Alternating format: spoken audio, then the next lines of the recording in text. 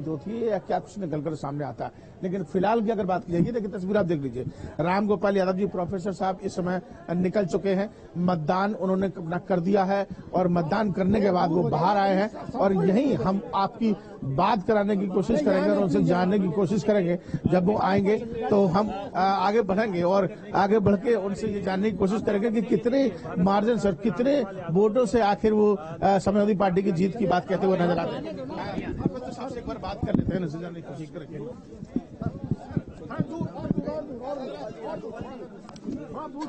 अरे चलो चलो हो गया बस यार, रुको यार।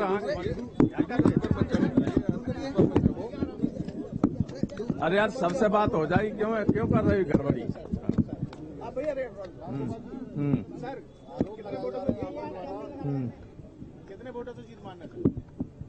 अब मैं कोई ज्योतिषी नहीं हूं, लेकिन अभी तक जितने वोटों से हमारी पार्टी जीतती है, ये हमेशा ही जीतती है, ये आज तक 77 से लेकर आज तक उससे सबसे बड़े मार्जिन से जीतेगी।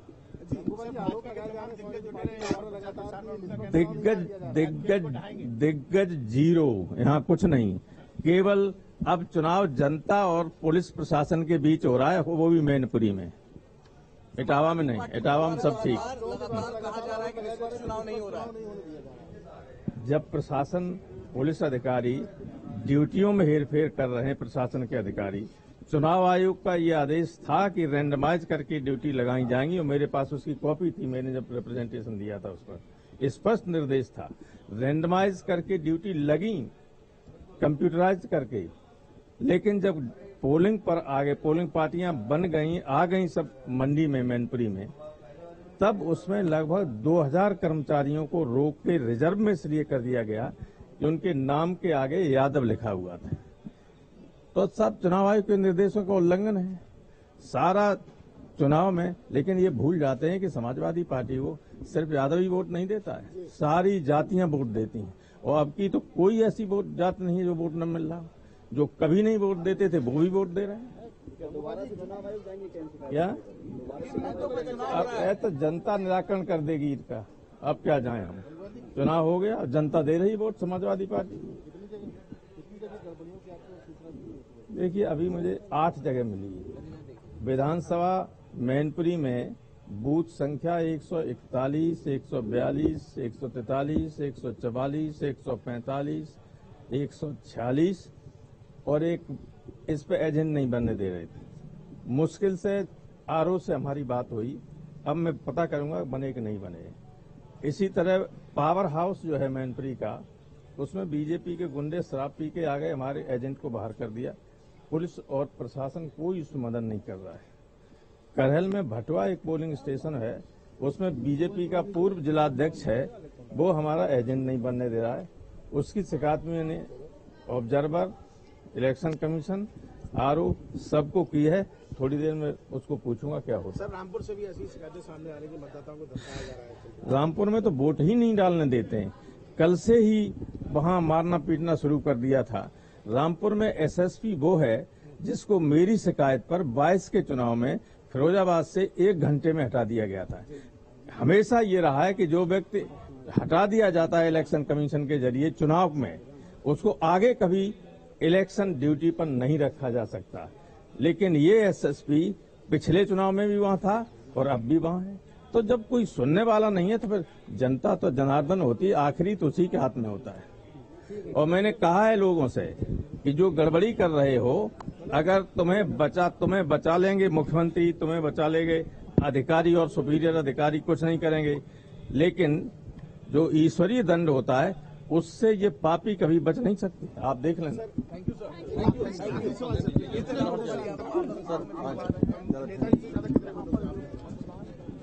नेताजी पहले जीते थे, उससे 3 गुना वोट से डिम्पल जीतने जा रही है, 3 टाइम्स। राम गोपाल यादव जी थे और प्रोफेसर साहब ने स्पष्ट रूप से इस बात का कि कोई भी मुकाबला नहीं है, लगभग 3 लाख से ज्यादा वोटों से वो जीत इसमें दर्ज करेंगे। जमानत बचाने के लिए चुनाव लड़ रहा है। अंगुली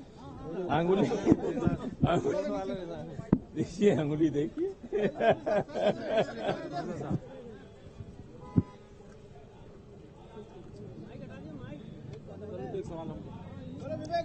प्रोफेसर रामगोपाल यादव मतदान करके मतदान केंद्र से बाहर निकले हैं। प्रोफेसर साहब, ऐसी स्थिति में चुनाव हो रहे हैं तो अब क्या आप इसका भविष्य देखते हैं? क्या इसका असर पड़ेगा? चुनाव के रिजल्ट पे क्या असर पड़ने वाला है? भाई गड़बड़ी 10-20 पोलिंग पर हो गए, 1000-2000 वोट कर सकते हो, कुछ नहीं। हम देख चुके हैं ऐसे पहले।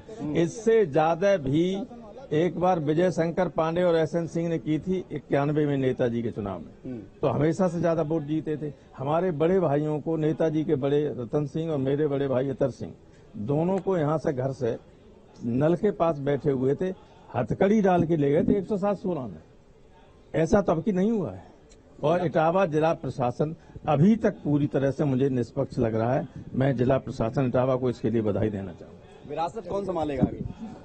मैनपुरी की? मैनपुरी का जो एमपी है वो संभालेगा, और कौन संभालेगा? क्योंकि कहा शिष्य थे और बहू की सर छोटा सा गलत है भैया, एक छोटा सा गलत है।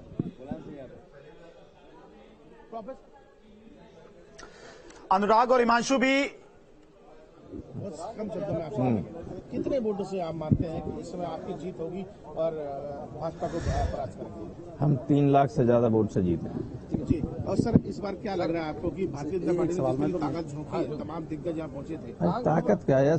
0 में 0 जोड़ दो तो कितना आता है रिजल्ट?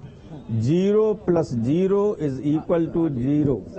हमारे साथ प्रोफेसर रामगोपाल प्रोफेसर साहब थे और प्रोफेसर साहब ने तमाम बातें हमको बताई और इस बात को बताने की कोशिश की कि किस तरीके से एक बार फिर से सपा का गढ़ पहले भी रहा है और एक बार फिर से सपा का झंडा मैनपुरी में बुलंद होगा। वीडियो जर्नलिस्ट मनोज के साथ सैफी से विनीत दुबे। ठीक है विनीत, जीत को लेकर प्रोफेसर रामगोपाल यादव काफी आश्वस्त नजर आ रहे हैं। आपके पास आएंगे विनीत। हिमांशु भी लगातार हमारे साथ जुड़े हुए हैं। हिमांशु, आम चुनाव की बात की जाए और उपचुनाव की बात की जाए तो वोटिंग परसेंटेज उपचुनाव में काफी कम रहता है। ऐसे पोलिंग बूथ्स पर जो लोग पहुंच रहे हैं उनमें इस चुनाव को लेकर किस तरह का उत्साह देखने को मिल रहा है?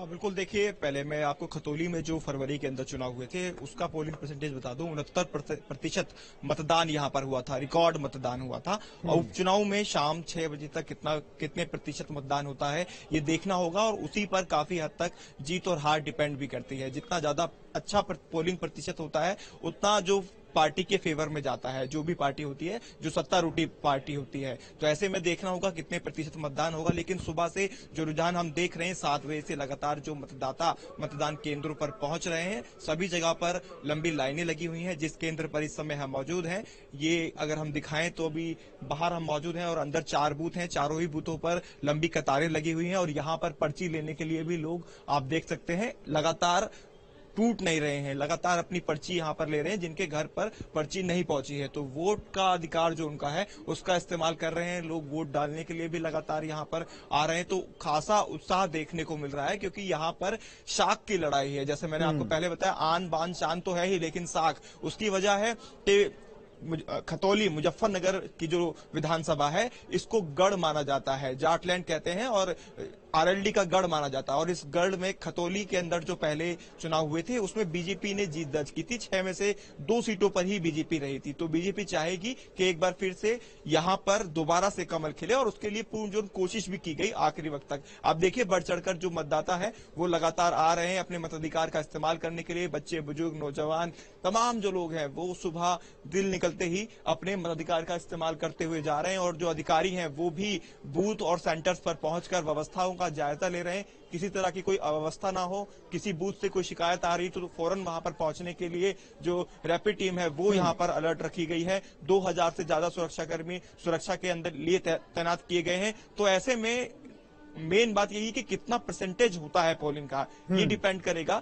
काफी हद तक। लेकिन जो जीत के दावे किए गए भाजपा की तरफ से वो ये कहा है कि पहले 16,000 कुछ का मार्जिन रहा था फरवरी में, लेकिन इस बार जो विक्रम सैनी की धर्मपत्नी है राजकुमार सैनी, वो तकरीबन 51,000 से ज्यादा मतों से जीत दर्ज करेंगी। तो ये भी देखना होगा कि क्या कुछ रहने वाला है नतीजा। और वहीं दूसरी तरफ आरएलडी गठबंधन यानी कि जयंत चौधरी इस बात का दावा कर रहे हैं कि जनता बदलाव चाहती है, जनता ने ये देख लिया है जो वादे सरकार ने किए थे वो पूरे। ठीक है हिमांशु, बिल्कुल 2017 के बाद से एक बार फिर से आरएलडी वापसी की कोशिश कर रही है, तो वहीं बीजेपी अपनी जीत दोबारा से इस सीट पर दर्ज करने की कोशिश कर रही है। आएंगे हिमांशु आपके पास। इसी बीच एक बड़ी खबर, डिप्टी सीएम केशव प्रसाद ने ट्वीट कर मतदाताओं से वोट करने की अपील की है। मैनपुरी, रामपुर और खतौली के उपचुनाव में मतदान करने की अपील करता हूं। डिप्टी सीएम केशव प्रसाद मौर्य की तरफ से यह ट्वीट किया गया है। उन्होंने लिखा है कि याद रहे पहले मतदान फिर जलपान। तो एक बार मतदाताओं से deputy CM Keshav Prasad Maurya appeal करते हुए नजर आ रहे हैं। तो लगातार हमारे तमाम जो सहयोगी अलग अलग जगहों से हमारे साथ बने हुए, अनुराग आपके पास आएंगे। लगातार जो तस्वीरें हम दर्शकों तक पहुंचा रहे हैं, इस वक्त मतदान केंद्र का क्या नजारा है? चूंकि लगभग हम बात करें प्रतिशत की तो अब से कुछ देर में पता चल पाएगा। लगभग 9 बजे तक आंकड़ा सामने आ जाता है। क्या चहल पहल इस वक्त देखने को मिल रही है?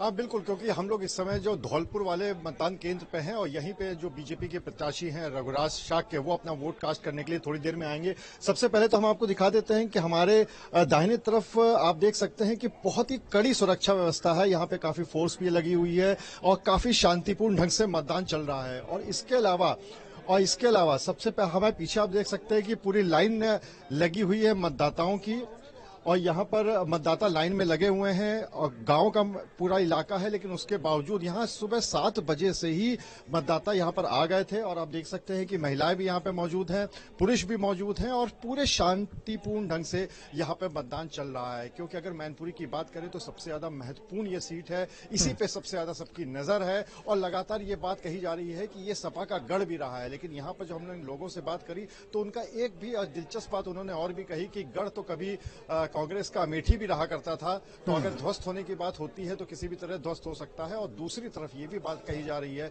कि जो समाजवादी पार्टी है वो काफी मजबूती से यहाँ पे चुनाव लड़ रही है। तो ये क्या होगा, यहाँ पे नतीजे क्या होंगे, ये तो 8 तारीख को ही पता चलेगा। लेकिन हाँ, फिर अभी फिलहाल जो मतदान की स्थिति है वो काफी शांतिपूर्ण ढंग से है। जी ठीक है अनुराग, आएंगे आपके पास। तो लगातार सुबह 7 बजे से मतदान शुरू हो चुका है। मतदान केंद्रों पर लोग पहुंच रहे हैं, उत्साह भी लोगों में देखने को मिल रहा है। डिप्टी सीएम केशव प्रसाद मौर्य की तरफ से भी ट्वीट करके वोट की अपील की गई है। और उपचुनाव की मेगा कवरेज न्यूज स्टेट पर लगातार जारी है। यहां पर रुकते हैं एक छोटे से ब्रेक के लिए।